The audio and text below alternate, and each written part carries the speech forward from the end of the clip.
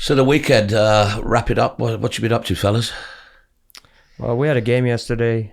Played Charlotte FC's U20 team. Okay, that's the UPSL team, right? UPSL team, kind of mixed between guys that are a little younger, guys that graduated, I guess, from the U17, I would assume, right? Yeah, I think they come from the U17, Right. and then any peripheral players, maybe around the legacy team, Right. any injuries coming back, or maybe players trialists they want to sign, I guess. Yeah. Right. So Did you play at their new facility or? yeah, their new turf, and then we went down and got a little tour of their new headquarters, which is pretty cool for the guys and experience. Yeah. Ended up losing game 1-0, but overall, I mean, it was. So we decided to play the game. We have spring break this upcoming week, right. So I had to talk to the boys, like, guys, if you want to play this game, we'll do it. If you don't, I don't want to take your spring break away. And obviously the guys played the game and flew right to Florida. Oh, well, there you go. Yeah, bigger things in Scotland. Yeah, unfortunately, yeah. not a good weekend for Celtic. Not a good weekend, unfortunately. No, the Premier League, Liverpool squeaking it out yesterday, and then what's unfolded this morning in Manchester. So, all that's for a great run in, I guess. City, Liverpool next weekend, right? It'll be a big one. It'll be a massive one. Yeah. It'll be a massive one. So I'm excited to see that. So hopefully Klopp and the boys could do his his magic and pull that off. But anyway, we are here again with Verbally Committed, our podcast, which talks about college soccer from a coach's perspective, player's perspective, how the whole system works, how the recruitment process, and we're trying to learn a little bit more that can help our listeners in everything that goes into college soccer, whether it be Division 1, Division 2, NIA, all the way through. I'm trying to get some insight into how recruits can go about getting recruited. So we are welcomed here today with Al-Gashamy from Limestone and Michael Antoniewicz. Is that correct? It's close. Antoniewicz, which I think the last, which is that Polish? Polish, yeah. It is Polish. Yeah, I grew up in Atlanta with a guy by the name of Dean Gilowitz. Okay. So that Witz was a Polish thing. So welcome, guys. Thank you. Coker and Limestone, two, should I say, powerhouses in the SAC conference. Michael 21 won the conference in that year. Beat Mars Hill. Mm-hmm. We had Greg in the other day. He didn't want me to rub the salt into the wound a little bit. And then Ali kind of moving into Limestone success last year. So just tell us quickly the key points of that season for both of you. We'll start with Michael. The key points of that season in getting over the line and where you were as you got the championship. Yeah, it was for Coker I got the job in 2019. When I took over the program, there hasn't been much success over the last 6-7 years. Prior to that, Paul Lees, who's a pretty well-known coach, was very successful at Coker around 2011, 2012 time. Yeah, I remember Paul when he was at Furman and he moved out to New Mexico. Great guy. He's up in the northeast now. Doing great. So it was kind of some big shoes to fill and try and get Coker back to where they used to be. When I first got the job, there was a lot of players there that I felt like were there for the wrong reasons, not fully bought into what I would see as a program that would want to be battling for championships and knows what it has to take to do that. So it took us a couple of years. Obviously, COVID came right in the middle of that as well to kind of disrupt things. But that year was the first year that I had basically every player was players that we were able to bring in as a staff. And for us, we were able to get a group of young, hungry young men that were willing to try and make it work. And we had a good group of returners, some transfers, some new freshmen that came in, and it just all kind of clicked. We actually finished regular season in 8th place. Okay. So we were the last seed going into the conference tournament, but it was with the SAC every year, as Ali knows, there's no easy game. If you finish 8th or 1st, anyone can win the conference tournament. We got hot at the right times, and we had some big players that came out with big moments. So it was a really fun year. Yeah. Really how long do you think it takes a new coach going into a program? How long does it take? Because there's a 4-year cycle of players if they come as freshmen and they graduate through. How long does it take to really kind of put your stamp on it and get where you wanted? Now, Ali, I'll address that to you because you went in your first season, and the second season was your successful season, school history, just this last year, correct? Correct. Yeah. So, how long does it take? How did you go through the process? Yeah, I think I was in a little bit different situation than Michael. I took over for Eric Alsop that had been successful for many, many years. I always say when people ask me, I said, if there's any program in the SAC you want to take over a week before the preseason start, which is what I did in 2022, it will be Limestone. Eric and Tom Morris and those guys, I mean, they did an unbelievable job, laid a foundation that was easier to walk into, I'd say, than like Michael had to kind of do going to Coker. I would say, though, any coach have their own take on things. I always tell people when I took over, it was kind of taking the mantle and almost like a relay race, and it takes time to establish the culture that you want in your way. Not saying the culture before wasn't good, it was great, but your own take on what it takes to win the South Atlantic Conference. Limestone hadn't done that. Now they got into the SAC, I believe, in 2021. So it's a step up from Conference Carolinas, and it's just a different environment to compete in. I noticed really early on that to put my stamp on it, I need to understand the South Atlantic Conference and how it works. By people like Michael, I would call him. I remember when I took the job, I would call him. It was like, hey, why do we do this? Why do we do that? What is this part-time thing in the spring? What is this? What is that? What is that? And luckily, people were helping me out. It takes time. I mean, it does take time. Well, you both mentioned their culture. Okay, so Ali, growing up in Norway, Michael in Scotland, how much do you think of your upbringing, in and around soccer, family values, work ethic, those kind of things you've brought into your culture? And how do you stimulate that culture from top down or bottom up? Because I do know that both of you have developmental squads as well. We spoke about that the other week, where you have your first team squad and your developmental squad, which comes in and plays games as well. How much and how did you evolve from coming in your native countries to coming here? We've all got a story to tell. So just quickly, just give us the audience a kind of uptake on how you got here. Yes, so I came from Scotland, had some trials at different places, never able to take that next level, and America was that next opportunity. I never took school seriously in high school. Is that a note for our high school? Exactly. To take it seriously. You're going somewhere with this, aren't you? Exactly. Take it seriously. I was only eligible for NAIA and JUCO. I did not have the grades for NCAA because soccer was kind of my only passion at the time, and I didn't have that balance. Glasgow?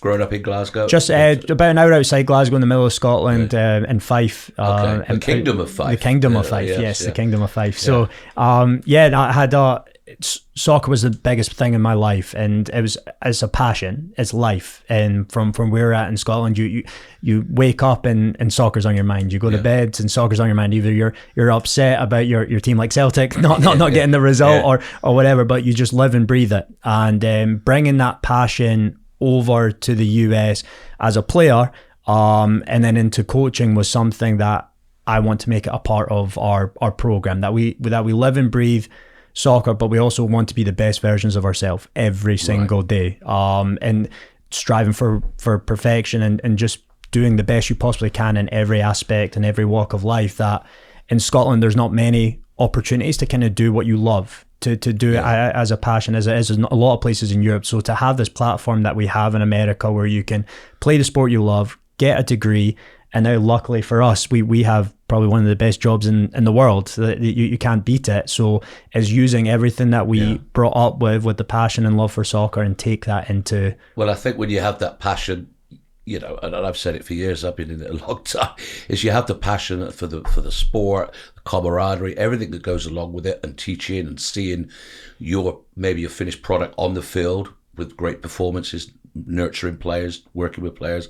There's nothing, you never go to work in your life. Mm-hmm. That's what I've always found through this career and this passion. Ali, Norway. Yeah. Same thing. Well, kind of. My family immigrated from Iraq when I was a baby. They moved to Norway. Lived in a 1-bedroom apartment with me, my brother, my mom, and my dad. So kind of, luckily it was Norway in many ways, and found soccer to be kind of an escape growing up. Ended up playing in my local team, IK Start, which is kind of see it like the Charlotte FC in my region where I live. It made it through up to the first team. Didn't really break through. Was with the first team for 2 years. Played in the youth national teams for Norway. And I had actually Ole Gunnar Solskjaer as my youth national team coach, which was pretty cool. And then I went to Estonia, came back to Norway, and I met a buddy of mine that was at Gardner-Webb University. It's just I come to the U.S. after like 7 appeals. NCAA ruled me eligible after have to sit out a year. And you had to sit out a year when you first got there? Yes, I had to sit out a year, and then got 2 years, and then an additional 2 years to make it 4. And I'd say that I've learned by going through not just the youth soccer and finding that passion for the game, but learning there is a place for everyone. Within the college environment. Correct. Yeah. There is a school for every single kid, regardless of your environment, how you grow up, your socioeconomic background. If you really want it and you're passionate, whether it's the first team for Clemson or the JV team for Limestone, if you love the game and you want to invest your time and effort, you can have a great experience. Right. And I called it like when people ask me, I said, it's like being in a frat playing on a soccer team. You kind of create an environment with a bunch of guys from all over the world, all over the United States, and create this brotherhood that you can, and those are the guys that will come to your wedding. Those are the guys that you will hang out with. Those are the guys that you will call on when you need something. Yeah, no matter where you are in the world, you always come back to the guys you played with. Myself, even in England, playing semi-professionally, non-league, you still have those bonds with those players. And so with D2, it does seem over the years that a lot of internationals come into that realm as within the D2 program. Obviously, a lot more internationals are coming in now than ever before, although they've been, international players have been here. We had Doug Allison on our first, and he came from Bideford in North Devon, but came lots of years ago. A lot of the coaches that you see around the collegiate arena have come from overseas. Why is it that Division 2 always seem to have a lot more? Is there any real reason for that? I mean, I'd say this. And just to speak, coming from Division 1 down to Division 2, from Gardner-Webb to Limestone, I would say when I talk to parents, and I think both would agree, if I could have 11 American kids that will win me a championship, I'll have 11 American kids. Yeah. However, those kids, even for the biggest schools, it's harder for those kids. The best American kids don't even go to college anymore. They stay in their academies unless the parents wants them to go to college. I found the Division 2 way, the NCAA allows more. It makes it easier for international kids to be. Is there a different criteria that will come in that they have to meet? Yeah, I think academically is just about fairly similar. There's a couple of things that are different, but I think for the international standpoint, the timeline of being out of high school and coming into the US, there's a lot more lenient rules for these internationals that might be able to come in as a 19 or 20-year-old freshman instead of Division 1, where if you go try to come into the US at 21 years old, sometimes you only have 2 years of eligibility and so on as well. Okay. Like an example of that would be if you graduate high school in 24, here in the spring, you take a gap year. For Division 1, you have one gap year, and your second gap year, you have to enroll, you can't play. If not, the NCAA will ding you a year on the front end and in the back end. So you are only allowed 1 year as a gap year. Correct. And then you have to go back in. You can do 2 years, but then you can't play football in your second year, and then it has to be part of a university. Right. Division 2 had it's called the non-sponsored exception. So someone can be out for 3 years as long as they don't enroll in college. By definition, their clock has never started. Okay. So hence sometimes when you do see 24-year-old freshmen correct coming into the programs. Good. Let me talk about then. So you have as much work as you have to do on the field, preparing your teams, training sessions, preparing the profile of your players, your game model, or your style of play. You have to work with a budget over 4 years. And I do believe now, many years ago that the money was a little bit more accessible in the athletic area for athletic scholarships.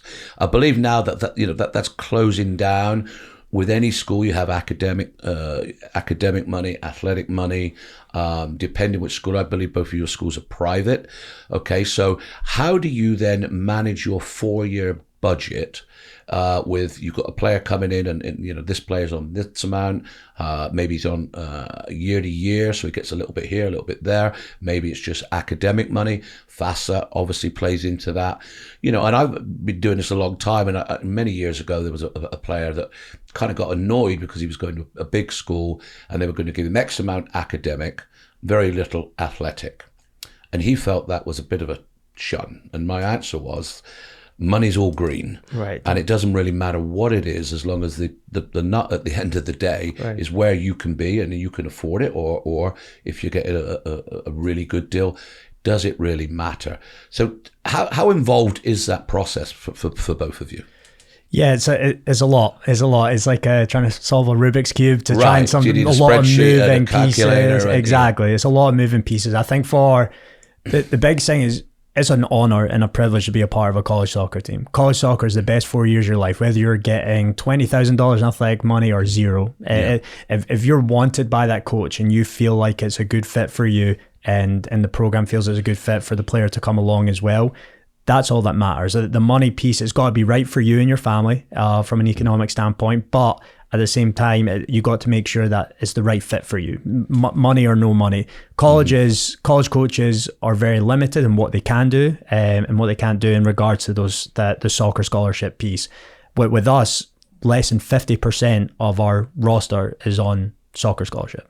Right. So that's hence a big going piece. Back to the fact that we talk about keep your grades up, exactly. Don't let them slip, right? Because that can buy you that extra ticket, that extra bit of money, that extra bit of cash, because you are going to a university for an education. Mm-hmm. Right. The soccer is why you're there. It's not the only reason you should be there, but it should be embraced all the way through, right? Absolutely. And I think, and to Michael's point and your point, Steve, when you think about athletic scholarship and the availability of athletic scholarship after every year, it also depends how well the school funded the school is. Like NCAA allowed Division II programs to have 9 scholarships. However, most schools don't have 9 scholarships. And then you count in the kids that's already in the program, you may have 2 or 3 scholarships available after every year. And I'd say this, I've never met a coach in my life in college soccer that would look at the scholarship and decide, all right, this kid is on 70%, he's going to play 70% of the games. Right. When we start our preseason, I would say if you're on a big scholarship, having expectations that you are going to perform from the first day you show up. And you're on a big scholarship, it can sometimes be hard for the kid because there's an expectation. Some of the kids that are not on athletic scholarship can be on amazing packages. Clear, I have kids that's close to a full ride, but they don't have any soccer scholarship. Right. And during their time and they perform and they do the right thing and their grades are up, we do want to keep those kids and we want to reward them. So, I think that is a misconception out there with parents that everyone, like you use the example with the kid, that kind of took that. It's a status thing these days to say you're on athletic scholarship. I don't think any coach, when we start the season, really look at that and go, oh, that kid is on this, so therefore we got to do that. Right, because you want performance, you want, again, culture, people that work hard from nothing and gain something at the end of it. If everything's given to you all the way through your life, then, that does breed certain habits, doesn't it? Right. So private schools, state schools, much difference in the funding or those kind of things, depending on the school you're at? Is there any difference between the two? I don't think so. That the way they can structure their institutional aid is very different. It's on a case-by-case basis, I believe, but with schools, there's certain state schools that have very little money, and there's some private schools that have all the money, and vice versa as well. I think for, once again, it kind of goes back to like what Ali was saying, if you're on a full ride, it doesn't mean you're automatically going to play or anything. Right. It's a results-based business, and the best players, the ones that are going to help us win, and the ones that do things right are going to be the ones that are going to play. Whether you're on zero money or on a full ride as well. So how do you feel now with, you both have developmental squads, I know Gardner Webb has one as well. There's more D1 schools looking at that avenue. For D2, those guys get a regular season. I know we spoke to Greg a couple of weeks ago from Marseille. I think he said they had 14 games in the spring. You guys now get together and develop a league, a friendly kind of league. Is that how it works? Talk to me about how the integration of, say, the development squad to the first team squad. Because obviously there's great advantages of it, because if you go into a school without a squad, you've got a roster of 30 players, that incorporates your red shirt. There could be red shirts. Do you then red shirt with the developmental squads, or do you have them play there and then come up and back? How does that work? I mean, for me, I'll tell you this. So let's say in a normal squad, there's 26 players. 11 players start, 16 players are involved in the game. What does the other 10 kids do? Right? That's a question that a lot of times when people look at these big rosters, like, oh, wow. On our reserve team, what we do is everyone gets minutes. They get to train every day. They get the same, as a matter of fact, they're in the gym 3 days a week in addition to their training every day. We want to make sure that if I can have these guys on my team and pull them up, then that is better than sending them to junior college for me. Right. And then I have them in my environment. As a matter of fact, this past season, 13 players on my reserve team got minutes on the first team. And how many would you have carried on the first team squad, or is it all just fluid and kind of liquid? So we have a fluid. We don't have a set team. The players can move up and down depending on that week. So we meet as a staff in the start of the week and the end of the week to evaluate where players are. I've had players on scholarship, athletic scholarship, being moved down, and players that came in and performed and did the right thing get moved up. So I'd say that when parents and players look at that, it's up to you. If you have a player that comes in and maybe he's on the bottom of the pecking order, is starting to do the right things and perform, I don't care that you started on the reserve team. I'm going to move you up to the first team. And so it has a lot of benefits to it. You get to play games during your college career. There's programs and there's places. I remember where I was when I played. There's players that I play with, that was my teammates, that never played until their senior year and they got a few minutes. And I think that's about selecting the right school early on, right?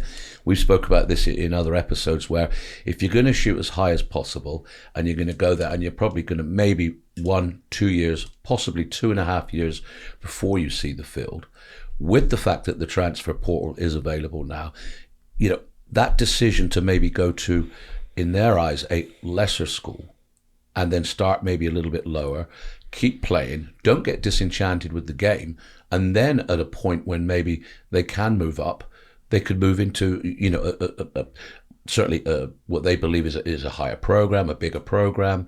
There has to be some merit in that, in playing rather than not playing for a year. Right, Michael. Exactly. Right? With your development squad as well. Exactly. That the way that we say it to our recruits is that jump from high school and club to a top Division 2 level is a big jump. Some players can make that jump like that. They can adapt really well, they prepare really well. Sometimes it takes them a month, where in the month it takes them a little while. What's the biggest contributor to making that jump? Is it physical? Is it tactical? Is it speed of play? I think it's a little bit of everything. It's a little bit of everything. Where if you came in and you said, I scored 100 goals in high school, but that's because you're the quickest player in your little region. Well, guess what? When you play in college, everyone's just as quick as you or whatever. So it's, from that standpoint, some players it takes them a little while. Sometimes they can do it within 2-3 sessions. They can get their feet wet, they figure things out, and they can go from there. So like for us, we played numerous of our developmental squad guys during the season as well. When we played, it was really cool for us to see after a 3-4 year cycle of starting the developmental squad, because that wasn't there before I got the job. Okay. We played High Point in the spring. It was our last spring to see High Point, a very well recognised Division 1 program. 6 of our starters at the end of spring last year were starting in that game. We tied High Point 2-2. We gave them a really good run for their money. It was a fantastic game. None of those guys were ready for that moment 2-3 years before they started, but now they are, and that's what we want out of developmental squad. We want players to be able to develop physically, socially, mentally, tactically, to be able to make that jump, because like we said, sometimes it can't happen right away, and patience is key, hard work is key, and our goal as a coaching staff is to make that transition as smoothly, as quickly as possible. So when you're talking to recruits, both of you guys, you might say, you know what, you're coming into the school, but where we see you right now is come the fall, come August, you come back in, we see you competing within that first team environment. Or, you know what, just at this point in time, at the moment, we're probably going to start you in this environment, but we feel that you have the ability to, raise your game in that environment, work hard so that there is a progression. But I think the good thing, what I'm hearing from you guys, is that just because you work hard, say in a development squad or lower down, and you get the opportunity, it doesn't mean to say you stay there. Right. Because if it's liquid and it's fluid, it really is like a proper professional club environment where you're only as good as your last game. Right. And if someone else is performing better, and you never know how you're going to get there. Maybe it's someone gets a bad injury and someone steps up and you play 5 games on the bounce, and then all of a sudden you've worked your way in. So with that kind of thing, do you lose many players out of these squads? Because it's obviously it's bigger, probably 45, maybe 50 players. How's the retention of that? I think sometimes patience is the key part. Like we never say to players and give them a false hope or a false expectation. We can give them an idea where we think they are going to be. So the first 3 days of pre-season, we have everyone together. Right. We have everyone, because as much as we coaches think we get it right all the time recruiting, we don't. There could be a surprise in a good way. There could be a disappointment as well. So it gives everyone that fair chance the first 2-3 days to do that. Some players, once again, want things to happen like that. Others are willing to put their head down, and the ones that are willing to put their head down and work are going to be the ones that be successful. Just like how it is in life. We want the boys to be prepared after they cross that stage in 4 years' time of being with us, that they're prepared to go for life. And being a part of the developmental squad or being a part of the first team, there's going to be bumps and hurdles that you have to go through all across the way. And if you guys can do that and persevere, hard work, stay focused, have a goal and try and attain that goal, you'll be successful in life as well. And that's what we want to set them up to do. Yeah. It was different for me at Gardner Webb than it was for Limestone. At Gardner Webb, I would lose 20 kids every year after every year. And that's, I felt was, and I would, we would be brutally honest in where they are when they come in. But the kids, sometimes I felt that I'm on a reserve team at a Division 1 program. So automatically I'm too good to play.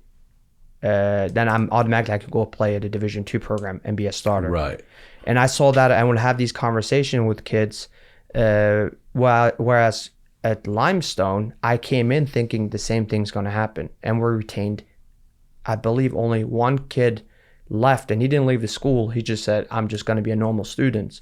We retained everyone, which was a shock to me, to be completely honest. But that goes with Michael is saying here, the ability to create an environment or that where you feel you are growing, you're seeing the next step as you're going as a young player, is almost more important than your end destination. That we're talking about the experience here. I've had kids, we played conference games, and I gave a couple of kids an opportunity, to give them kind of like a taste of how it feels like. And the guys were so excited. The guys on their team was almost more excited for them to get the opportunity than. Well, I think, as you say, down to culture as well. If you're a good person, you work hard regardless of where you are on those squads, and then you work hard, you get along with everybody, you're good in the classroom, you're a good egg, as it were. Right. the players will embrace that if you make that progression come up through the ranks. You know, I mean, development is done at different times, right? And it can happen, you know, in the youth game. You know, at 14, maybe there's a player not big enough, and we feel he needs to go down a year to come back up a year. That's happened within our club many times, and you know, it really starts kicking in when you're 17 or 18. So even your youth career, as long as you're playing and improving, you can flow between the teams. So I mean, I think that's, you know, the key here is that perseverance. Right. We do live in a world now where instant gratification is very much upon us through social media and everything else that goes along. Everybody wants that click, everybody wants that like, those kind of things, right? So just changing in gears, really. When you're going to watch players at showcases, even when you go overseas, do you go to overseas showcases? How many agencies are involved? I know there's agencies, I also say agencies, recruitment platforms, companies that work within the US. How much is in an advantage for youth players to sign up on those platforms, get their emails out, post their videos? How much of that do you look at, or then how much is done through, say, us kind of guys, college coaches, and then you just monitoring the teams in and around your area and then going to watch them, and then the individual just writing to you?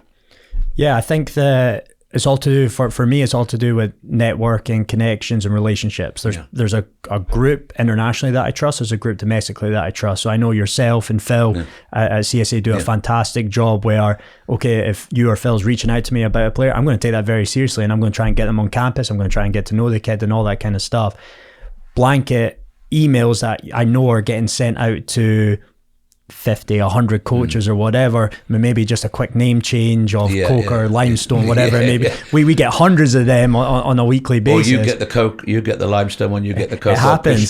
So that we forward it. And you'd be surprised sometimes. You'd see a coach, some recruits, they change, like you said, the name of the coach, and they're indented. They didn't even change they look very different. They clearly looked like they sent it. And you would have, well, we say that to even when I'm saying that to our players. Now, make sure you write, but make sure you get the coach's name right. If you're writing to multiple schools, you know, you don't have to redraft a whole letter, but make sure if you mention the word Coca or Limestone in the body of make sure that's just double check it, because it's so easy, you know, and always make sure it comes from your address, not a parent's address. Right. Yeah. That's the one, right? Or if 100%. You're going to send it to like 500 coaches, learn what blind copy looks like. Yeah. Because you're going to have a coach waking up grumpy in the morning, click reply all, and make you look like a fool. Yeah. That's just going to happen. That's about learning, being a little smart as well, okay? Right. But yeah, so when...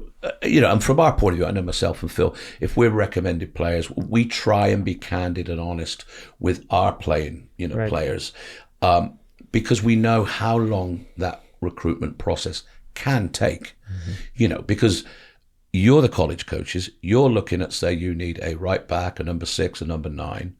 You're not looking at one player. You could be looking at, and we spoke to Mick from UNCA the other day, and he said there's, you know, maybe there's 300 players that are in his kind of framework, in that catchment net. And then you've got a list on the board of, say, 6 right backs that could fill that position. Right. So that takes a lot of time to sift through, because you have, say, 6 options. The player's looking for 6 options. How do you whittle that down? And that's why I think that we have to give you the right information, because you could be 2 or 3 months in the road and figure out, well, this guy, you know, this coach has said he's this, that, and the other, and he really isn't, right? How long do you think, once you get maybe the serious conversation, maybe it's after coming to one of your camps, maybe you've seen them at another camp, or you've watched them in many games, video, how many games does it take? I know everybody's different, individuals are different. Just for the parents maybe are listening and players, because they say, you know, well, I've been talking to so-and-so forever and a day, and it's gone a month without no communication. Then it's hot and heavy, you know, and all this business. I've been ghosted. And I always say they haven't. You don't know how much these guys have to work with email after email and getting back to you. How long could it take? Yeah, it can take a while. It can take a while, because like you said, with our recruitment portfolios that we have, our spreadsheets, our Google Docs that we have of all these different players and different positions, we have to kind of break it down week by week, and we try to see them. Okay, if we see them once, we really like them. Okay, do we need to see them again? What was there something that we have a little doubt about that we didn't see? Maybe we have to call yourself or whatever to get more clarification. One of the biggest things for us is to get them on campus. We try and get every player, and I highly, highly encourage it to any recruit, for you to get the best taste of what the coach is like, what the environment is like at the university, what the culture and the lifestyle is. We want the players leaving Kokar when they come on a visit to know every aspect about the program and the university, so they know if this is the place for them, or we know it's the right fit as well, because only we want to know that they're coming here for the right reasons. And for them, they need to go and see multiple schools that they have an interest in, get a taste for a big school, get a taste for a smaller school, so you're not wondering once you make that decision, I wonder what it would have been like if I went to a Clemson, or I wonder what it would have been like to go to a bigger city like maybe Queens or something like that, or a smaller town with smaller classroom sizes. Get a taste for everything. I think that's very important for those guys. Well, and I also think that if you think once you step foot over the white line and you're playing, you could be at Coker, you could be at Limestone, you could be at Clemson, Notre Dame, Stanford, UNC.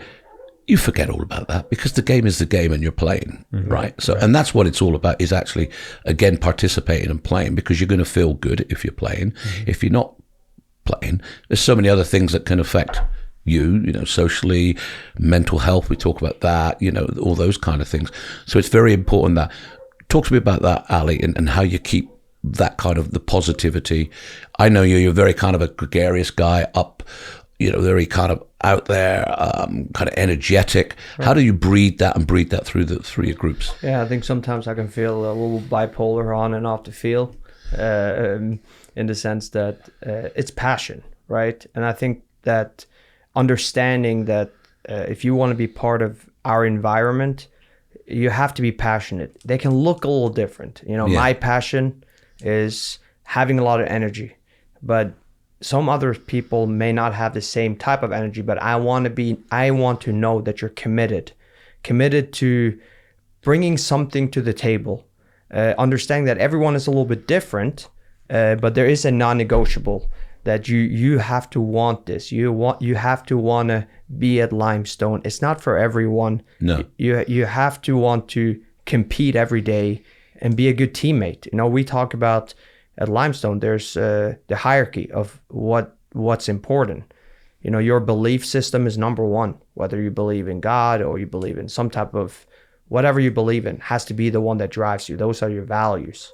Number two is your family. Those people that guides you, whoever your family system looks like. Then it's your relationship with people, right? Michael talked about, we talked about the agencies, and we talked about, who we listen to. If you call me and you say, hey, Ali, have this kid, I'm going to listen to you because, number one, I know you understand the game. I know you coach the game. I know that you understand where we are, and it's going to mean something. So relationship matters. And then there's academics, and then there's soccer. Yeah. Right? If you have the hierarchy in the opposite order, and you think soccer, academics, relationship, family, and then your values, it's not going to go very far. Yeah. And I say when you come to this, who you are as a person, what you bring, me is energy. Other people is, maybe they're a little quiet, but they are thinkers, and they're trying to be, whatever that looks like, however that looks like for you, it has to fit in with that group. Yeah. So my next question is, you show up at the field, you're looking at players. What is it that these players must have, that two or three things that you really look for in then pursuing that player, or thinking, this guy could be for me at Limestone, or could be for me at Coker? Yeah, I want to see a winner. Someone that from the first second to the last does not accept anything else but their best. They can't settle for mediocrity. There's going to be times you make mistakes. You're not going to play a perfect game every single game. If you lose the ball, what's your reaction? When things aren't going your way, what's your reaction? When things are going right and you're winning, are you still going to be professional in everything that you do? Is myself and my assistant, we were at a game last weekend, an MLS Next game in Charlotte, and there was a player that we were looking at that we've had numerous conversations with. We showed up to the game, first 5-10 minutes, it was very even game, battling, all this kind of stuff, and things didn't go his way. started wanting to fight people, calling the ref everything under the sun. His dad was then also doing the exact same thing as well. And we left the game at halftime. And that's the sole brutality of it, that our jobs are dependent on 18 and 22-year-olds. Now they're going to make mistakes, but we want people that are going to want to be the best versions of themselves every day, like what I said earlier, and they have to want to be winners, and demand the best from themselves every day. So, well, it's a game that you could play well, play really well, do everything right, but you could still lose. It's a funny game. I mean, even this morning, 72% possession for Man City, and then all of a sudden, one ball over the top, and Rashford hits a banger, and then 1-0. So you have to adapt to those situations. You've got to stay focused. You've got to stay on point. And if all those other emotions are running through your head, where you're kind of spiraling and spinning out of it, you can't be effective, right? Yeah, and I heard someone say, and I agree with that. We do we look at things. We look for things not to recruit you. We look for a reason not to bring you in, and meaning not that we don't want you, but there's certain minimum expectations, like being a decent human being, being a decent teammate, how you're talking to the referees, how you're talking to your coaches, how do you react when the ball is on the other side. And sometimes I just look at when the coach is subbing you out, I look at the body language. And those are kind of minimum expectations. In terms of the technical and tactical, I think there's two things. Football IQ, understanding of the game. Not talking about decision making, like I should have done this, A instead of B, but just seeing A and B, right? Yeah. And I say base technical ability. Can you pass and receive the ball? Those are two main thing in the way I play.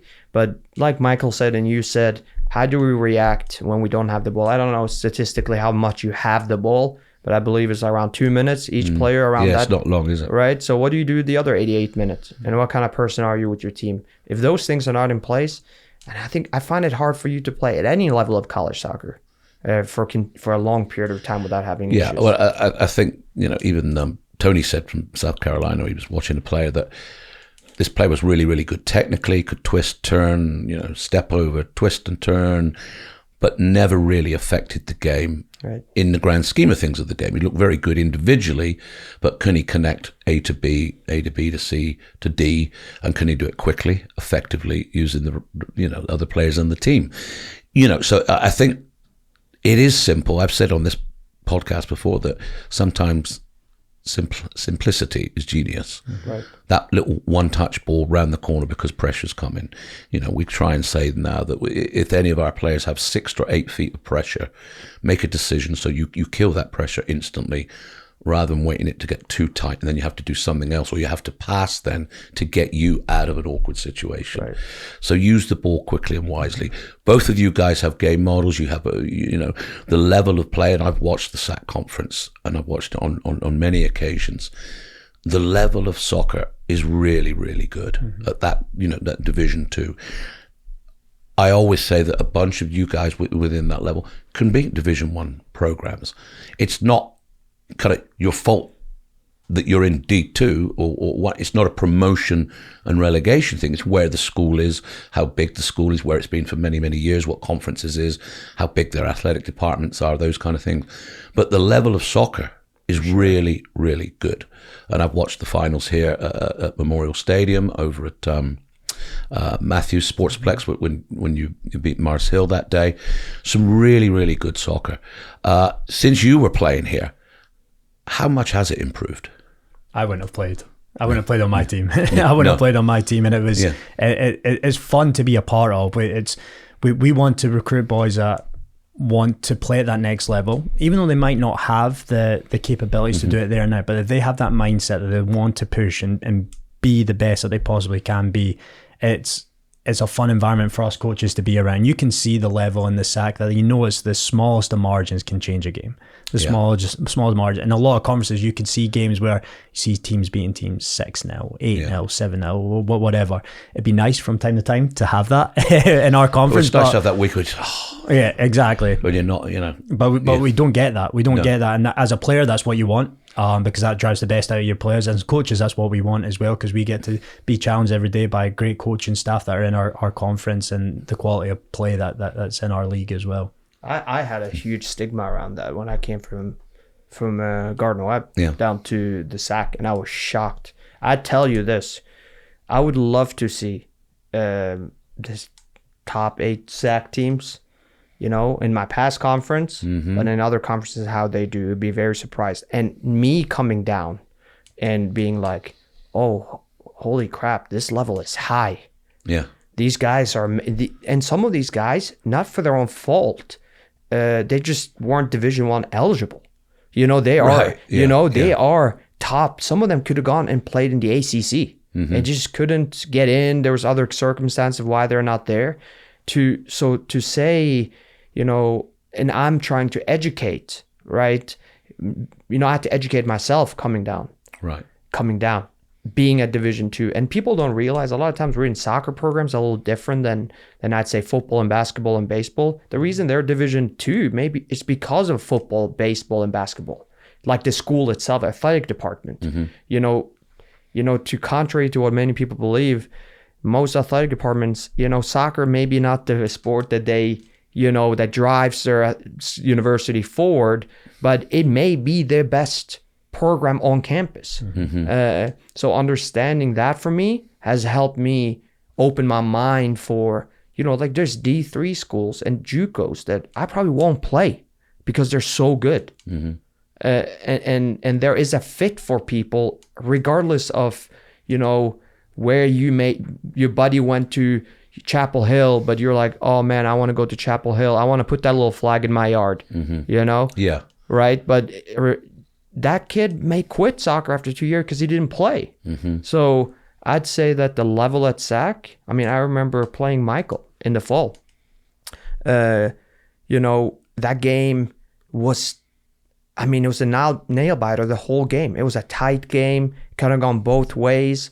And it was the tempo and the intensity and the quality during that game is higher than most games that I were involved in our past conference when I was at Gardner Webb. Yeah. And not to look down upon them. I'm just saying no, not at all. Division II can be very competitive. Well, I mean, and Tony said here from Carolina, who was on, and Mika was on with him, that college soccer, he was very adamant about it, that college soccer is the best amateur league in the world.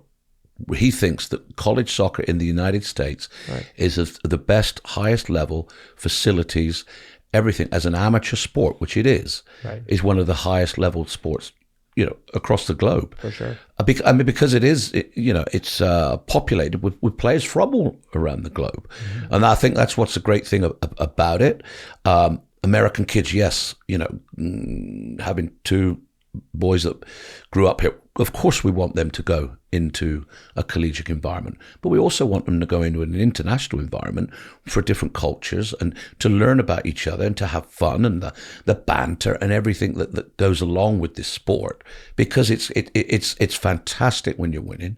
You can have the lowest of lows if you lose, right? We all know that, and that can last for 48 hours. It lasts until the next game until you win again, you know, or you put it in a different perspective. You get back out on the training ground and then you kind of work through it. So as coming in a normal year now, high school guys coming out of high school here in the States, how many is it year to year, or do you always try and have, well, we're going to have maybe 5 here, 5 from a transfer, 2 internationals? How do you scale how many high school graduates you're going to bring in year to year? Yeah, I mean, for me, it's I don't have necessarily a set, this is how many high school, this is how many transfers. You know, I'm not a big fan of the transfer portal personally. I think there is a reason for why people go rightfully so on the portal, but I have more questions when let's say you know someone goes on the portal and you were coaching that program. I'm going to give you a call and say, Coach, what happened? Well, course, you know, why is that kid on the portal? He was a head case, or just, hey, there wasn't a good fit for him, but it would be a good fit for you. I always have a question mark when I see their head coach's name is not on the reference, right on the when they're transferring. And I'd say in terms of recruiting, you know, high school kids, they're good. There's always room for good players, And it doesn't matter where you're from, where you were born, what you believe in, what system you played in. There's good soccer players at every level of high school, club. There's kids that, one of my best players I coached at Gardner Webb was a JUCO transfer from Minnesota. I mean, it was unbelievable. He just didn't play in a club of high. There's a kid that plays in a very high level club. So I don't necessarily have a strategy in that aspect. I'd say what is the right fit for us at that time for the next few years is what's going to drive that decision making. Yeah, Michael. Yeah, I think for coaches like myself, and I'm sure Ali's the same, we never stop. We never stop recruiting. And it could be middle of July, end of July, and some kids are worrying or whatever, and we might just not know about you at that moment, at that time. And if we see you and we think you can help our program in all facets of what we do, then we're going to look to try and pursue you. So it's something for players and parents to also know. Don't worry. There's always a time for coaches. Yeah, I think like a lot of parents and players, might think in today's current society and the way things are going with the trends, I've noticed it with our club that we're not getting as many players committed earlier. So that cycle is taking a little bit longer. Obviously, when that happens, people start getting nervous and they start, panicking or whatever. So for you guys, you're always on the look. So advice, go to some of your camps. Those are good things for you. Do you find value in your camps? I think that's a great way to visit the school, go to the camp, and then at least you can get some really good eyes on them, right? And that how many of you recruited out, say, from your camps and those kind of things? A lot. I don't have an exact number in my head, but there's a lot of players on our roster that we brought from camp. Maybe we saw them playing for their club team or so on, and then we wanted to invite them on campus. Our ID camps are very small. We no more than 35, 40. That's our cap that we have at. So we can get a good idea, then we can get to know them, they can get to know us, and we want them to be involved in, they'll be able to be involved in every aspect of the program, so they get a full taste of what it is. They get to meet our players. They do a session with our strength and conditioning coaches. They get a tour of the campus. They get to have a Q&A with myself and the rest of the staff.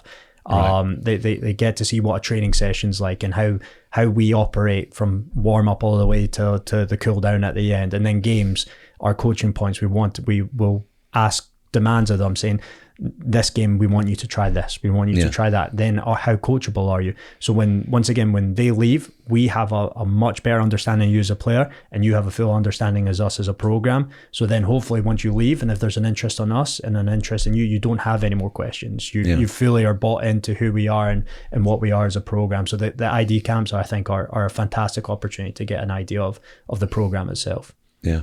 We have 35% of our roster this upcoming year coming directly from our ID camps, and like you said, that I believe if you come to those ID camp with an expectation that someone's going to recruit you, it can be difficult. But if you come in there to check out, to see and experience and do your best, I think, and see, look at their past rosters and ask those questions. Yeah. How many players of the current roster is actually came from an ID camp? Then you can kind of see that. Academically, some of your programs, like your majors, what different? What's the most popular major you have for anybody looking, at Limestone and Coker? Does it suit their needs academically, to go in? How are your majors? I mean, I would say business is the biggest one, and education for us. But I have talked to a lot of recruits when I see that engineering, and I tell them straight off the bat, hey, I like you as a player, but you cannot come here. I don't want you to come here because soccer is not that important where you're going to sacrifice your future, so to speak, your time by coming here just to play football. So that is, I think, is probably the biggest thing, Steve, is that having those kids understand, they may not know they want to play, for Limestone or Coker, but at least they need to know what they're looking for. They want to be in a big small school, in-state, out-of-state. They may not know what they want to study, right? But at least they know the direction. I like science, so let's see if that school have those majors before they contact us. I love when kids have done their own research. Like they don't need to. We talked about platforms earlier, right? You can get a Google account for free and a YouTube account for free. And these kids are smart. They play these video games. They can break down so many different things. You're telling me they couldn't break down their own film? and they tell me they can't do their own research. So when I see a kid saying, "Hey, Coach Gashamy, I see that you're losing 2 players in my position. You know, you're offering my major. Do you have a time to chat this week?" Below is some basic information about me. Highlight video. Keep it 3 to 5 minutes. Make sure that when you put your best clips in the start of your highlight video. If you're a goalkeeper and the first 30 seconds is you showing me the things you can improve, right? I'm probably not going to watch the rest of that highlight video. Right. Well, the clip thing is no one's putting in their bad clips, right? So, surprised. Excuse me, but you know the highlight reel. 3 to 5 minutes, no longer. You're real busy. You can't be there watching 8, 12 minutes of constant soccer, right? You know, maybe I know we have sent you guys before full games, right? Because that tells the true picture. You know, or the 30 minutes the player's been in the game, because ultimately, because it's a transitional sport and you either have the ball or you don't have the ball, how many video clips or highlight reels do you get when someone's just tracking a player down or closing a player down or organizing and reacting in transition or busting their butt to get in the box to try and finish one? It's always around the ball, isn't it? And so much can be seen away from the ball, and that's what real true players are. Right. And I viewed like a promo on like, you know, when you click on Netflix, you see like a little, oh, I want to watch a little bit more. Then I say, Steve, can you send me a full game of that kid? Right. And I think now when I get a full game from you or other guys that I respect in the game, I'm going to watch that because you wouldn't send it if you didn't believe that was important enough. Right. When I have some kids sending me 3-hour film, I've never talked to them before, I just want to get a little snippet before I dive into a 3-hour marathon. Yeah, you don't want to watch The Godfather. Right. So I think that one of the biggest things as well is what we look at as videos is the level they're playing against as well. We don't want to see the highlight videos of you beating the same team 7-0 3 times that season and you scoring a hat trick, because that doesn't transition into college. So we want to see if you're playing ECNRL or whatever. Put your games against the highlight reels against the best teams that you played against, so then we can get an idea of what you are like playing at the best level that you're possibly playing at. And it doesn't have to be the team won or lost, because that really is, as Greg said, that's irrelevant whether the team wins or loses, because you're watching the individual in certain situations, you know, throughout the game, right? Right. Yeah. So you are lucky the fact that you do have these development squads. There's a lot of gap year programs around now. What do you think of those? You can go to Spain, you can go to England, you can stay in the US. Beneficial for these, because these are going to get a little bit more traction, I believe, now, with the fact that maybe the seniors are not getting in the volumes that they were before. Still has to be kind of beneficial if they're maybe taking some classes and at these programs and still playing and developing and those kind of things, you know, playing in UPSL, that kind of environment, going overseas. Thoughts on that? Yeah, I think there's certain things like going overseas that might be an experience that you never get to have again. I think for our programs, if we want you and we're communicating with you and we're offering you spots on team, there's a reason for that. We're not just doing it for the sake of doing it. We want to get you embedded in our culture. We want to get you embedded in our environment. So then once you're in our environment for maybe a year 2, you're ready to go. If you maybe do this gap year program, it still might, that doesn't mean you're automatically prepared for college because you took a gap year or whatever. You might prolong it an extra year. So then you're not, your graduation date might be a year further because you did that gap year, or if you took college classes, great, but then you could be 19, 20 years old still trying to adapt to the college game because you weren't in that environment for a year, from a soccer standpoint or a cultural standpoint as well. Yeah, and I agree with that. I mean, I think they're obviously ideal if someone wants to go to a school that doesn't have the development. But why would you not, if you do have the development squads, go to there? Right. Because you never know when you can get pulled out. You could, as you said, get pulled out within three sessions, 5 sessions, 4 games. Someone gets injured, whatever. You know, there's always that chance that you can go up. So, you know, obviously those programs are built for other levels where the kids are not ready to go in.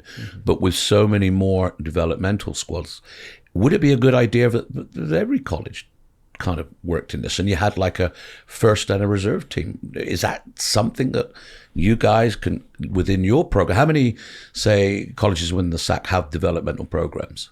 I would say probably over 50% of them for sure do. I think is that an avenue moving forward that could gain some traction? I think so. I think because when because I created the developmental squad, we didn't have a league or anything like this. We were just playing friendly. So we're building it and trying to get it better to make it more beneficial for the program, more beneficial for the student athlete as well. Now we created a league. They played in a league last year where it's the exact same format. There's playoffs, there's a championship final. So now we see them under pressure. Right. So now we're being able to create it and mirror exactly kind of what we do in the first team as we do for the developmental squad as well. So they're getting the fullest experience. And the guys, you could see once there's a competition and there's something on the line for it, it means so much more. They're getting the true college soccer experience, which is something. College is the best 4 years of your life. Right. But whether it's developmental squad, whether it's first team, we want to create that environment for you. And I think the more teams that have that, and we can grow the league and different things like that, it'll be, I believe, a lot more beneficial for a lot of students that maybe can't find what they're looking for or need that extra year of development before they can maybe make the impact. And also we hear about, student intake being down across all universities. Right. So universities now are having to make budget, maybe make cuts, and we don't want soccer programs being cut or eliminated because of the student body. There's not enough revenue coming in to support those universities, and we all know why, because a lot of people are electing not to go to college anymore because of IT, social media. They can make money without going and becoming a history major or something. So in incorporating these other teams, it is surely going to be beneficial for universities to survive in that environment, and it gives more opportunities again for more players to go and play a sport they love and get an education, right? Exactly. No, I 100% agree with that. I think, like you said it in a previous podcast, that being a college soccer player is the best job you can have out of high school. Right. You're getting a degree, you're playing the sport that you love. That there's nothing better than that. Okay, you can make some money, but you're digging up, you're doing whatever that might not be nice on a cold, rainy Tuesday morning or whatever. Right. 4 years where exactly. You're around a bunch of guys, you're in a university where socially it's great, you're working on something you love, whether you're playing, in every game of the season or contributing, you're still in that fraternity of brotherhood that just is so, and if you love sport, what could be better than getting up every morning and going training or whatever if you love that? Obviously, the icing on the cake is playing, and everybody wants to play. But I want to ask you now, both guys, what is the best thing about your job that you love the most? Oh, that's a big question. I'd say people and relationship. As much as I love Gaffney, South Carolina, I probably won't drive there every day if I didn't think that working with Gaffney is very, very famous for Kevin Spacey and House of Cards. House of Cards, yeah. Right. Yeah. It's a great university. It's a great place to play football and be a student. And I just want to say one thing about the last question that we don't talk about often. You're right. The 2026 cliff, a lot less students are coming to college these days, but every business owner that I've talked to, I have people reaching out to me and they want student athletes to work for them for different reasons. Sometimes you have a game and you come home at 1 o'clock in the morning, you have to be at class, maybe you have weights or you have to be at class at 8 a.m. Discipline, hard work, structure. Yeah. This, time management, quick decision making. Yeah. My wife works in a hospital down here at CMC Maine. She says the best workers they have, she don't have to ask them if they played college sport. She can see it right away. And it goes to show there is a lot of benefits by joining a developmental team or being part of a soccer program in college.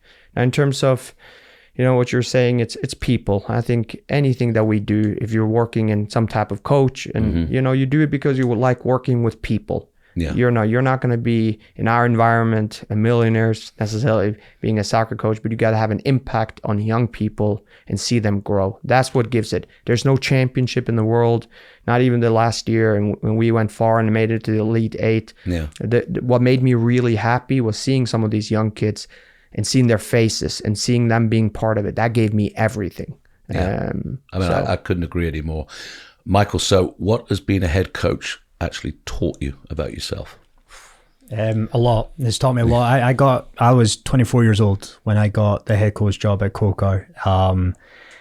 There was players that were older than me when I first took over that I was coaching. It was a very intimidating jump that I took, and the biggest thing was being true to myself in terms of how I would want to be treated. Why I got into college soccer coaching is because I had the best 4 years of my life as a player, and I want to give that back to make sure everyone has that similar or a better experience than what I did, and seeing them grow as people and all that kind of stuff. Okay, we have good seasons, great. We might have a disappointing season, okay, but if the boys are growing as they're not boys anymore, they're growing into young men, they're ready to tackle the world, where they can be husbands, where they can be dads, and be able to do that. That's, for me, when I was so fixated when I first got the job, I can't suck. I can't embarrass myself. I made it about me. And it's not about me. There's 40 to 50 guys and maybe their friends I could have impacts on, and other sports or other coaches I could have impacts on, where now boys feel comfortable enough coming to me if they've got something going on in their life, or they need some advice, or I'm a reference for a job that they're having, or they just give you a quick call 3-4 years after graduation and say, hey coach, I've done this. I remember when we had this conversation or whatever. And all those kind of things it's a purpose that we have to give back and to help these guys grow. And the wins will come. Coaches like myself and Ali, we're going to work really hard to make sure we get those results, because we want to show our guys that if you put the work in, no matter what you're working on, then you can be successful as well. So that's been the biggest thing. Is it'll be a process. It takes a lot of hard work, but knowing that your hard work can have an influence on other people as well is something that's pretty cool. Well, and I think that's, from my perspective as well, when I can speak to guys that have graduated or currently in college, how they're doing, how they're playing, it's a relationship business, and it's a beautiful sport that we play. And you guys are in a very, very great conference with some great soccer. Both of you have been tremendous success since in joining your schools, and we wish that to continue. It's been great working with you guys, for several years here, and having players on your watch list and recruiting players that we've had. So we thank you for that. We wish you all the very best in the spring season, then going into the fall when you battle it out again. We'll be flipping a coin. You've got some other contenders in there: Gary, Greg, Kataba, Lenore, Ryan.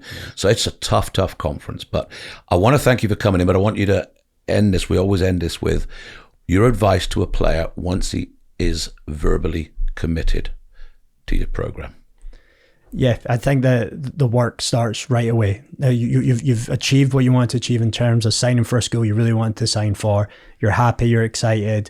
Now, do all the preparation you possibly can. Because the college season is so short and so demanding, if you're not coming in fit, you're playing catch up right away. And you could be fit, but it's already halfway through the season once you've caught up. So do everything you possibly can to come in fully prepared in the weight room, on the field, get as many touches on the ball you possibly can.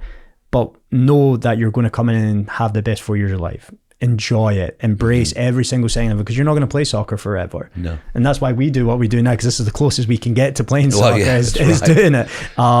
So that embrace all, enjoy the whole process, but do everything you possibly can to put yourself in the best place to be successful come August time. I would say 3 things. Make sure you do all the paperwork. Okay. Yeah. Make sure. Sometimes I see kids are slacking on that, and and they may be first team guys. Yeah. And then when they come in, they're down on the reserve team from the start because they didn't get it done.